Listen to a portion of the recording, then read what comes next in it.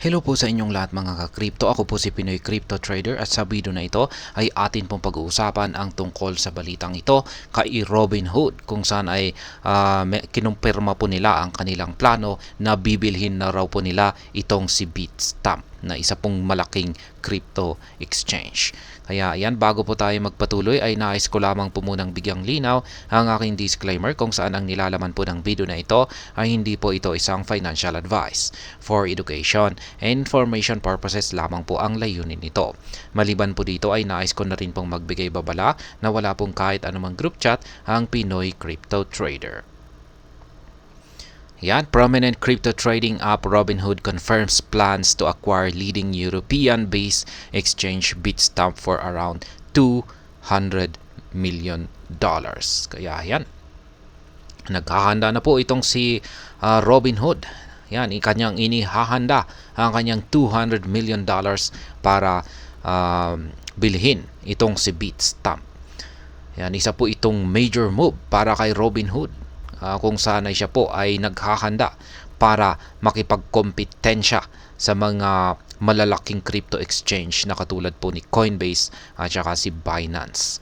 Ayan, itong si Bitstamp ay siya po ay nag-umpisa noong taong 2011. Yan, nag-umpisa po yung kanyang operasyon sa taong ito. Kaya yan, nagkaroon po siya ng global presence dahil sa meron po siyang mga opisina yan sa mga bansang Europe, Asia, yan, Asia, dito po sa atin yan, at sa bansang US. At meron po silang higit mga 50 na mga license or lisensya kung saan ay sila po ay allowed na makapag-operate sa iba't ibang mga markets. Kaya yan po siguro ang parang habol ni Robinhood dito, yung kanyang 50 na mga licenses. Yan, para makapag-operate ng legit. Kaya ayan, ang ambisyon ni Robinhood ay ayan, plano po nila na gamitin itong si Bitstamp. Yan,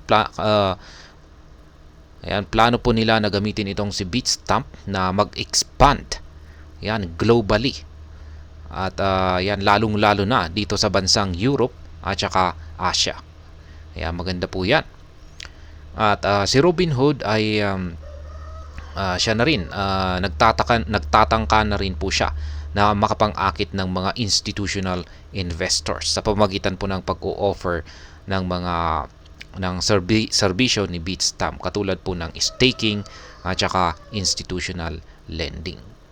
Ngayon ay may mga eksperto na nagsasabi rito na mukhang yung alok ni Robinhood dito na bilhin si Bitstamp ay base sa pananaw ni Robinhood ay meron po siyang nakikita na magandang future ang crypto dito sa finance. Kaya sa pamamagitan po ng pagbili dito kay Bitstamp ay ayan, makakakuha po sila ng sila ay makaka-gain ng foothold yan sa bagong markets at syempre magkakaroon sila ng mas malawak na nasasakupang crypto products.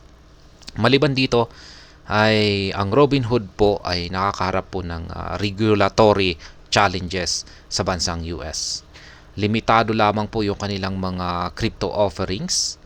Yan, at mas lalong nakakapagpataas ng kilay daw ng napansin ito ni US SEC. Nag-issue po sila ng Wills Notice dito kay Robinhood. Kaya yan, nakakapagtaka po kasi limitado lamang po talaga yung kanilang mga crypto offerings tapos napansin pa siya or parang sinite siya ng US SEC.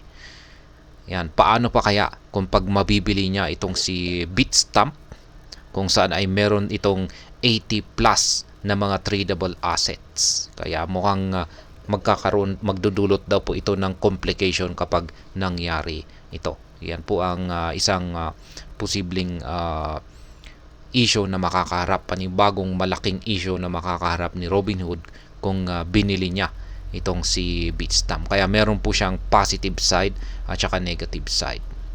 Kaya ayan. At hanggang dito na lamang po tayo sa video na ito. Sana po ay inyong nagustuhan ang aking paliwanag sa video na ito. Kung inyo po itong nagustuhan, ay pakiclick lamang po ang like button nito. Para naman po sa mga bago lamang dito, kayo po ay aking inaanyayahan para mag-subscribe. Pakiclick na rin po ang bell icon nito dahil ito po ang siya magsisilbing notification nito sa mga bago kong videos na akin pong ina-upload sa aking YouTube channel na ito. Marami pong salamat sa panunood. Ingat po tayo lagi at God bless po sa ating lahat.